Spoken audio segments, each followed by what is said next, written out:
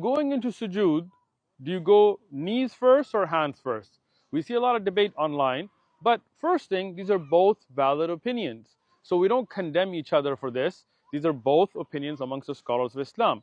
The majority of the scholars of Islam, they said you put your knees before your hands, and that is the standard opinion of the Hanafi madhab, the Shafi'i madhab, and the Hanbali madhab.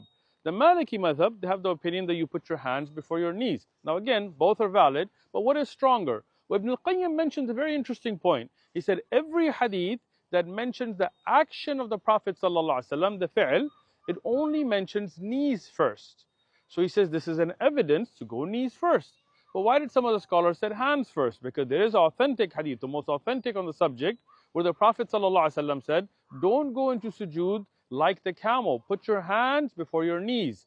But how does a camel go into sujood? He puts his back legs later. He puts his front legs, which would be like the hands, first. So if the hadith is to condemn the way of the camel, that means you shouldn't put the hands first. And that's why Ibn al-Qayyim in Zadul Ma'ad mentioned that there is iqlab, there is a switching of words in this hadith.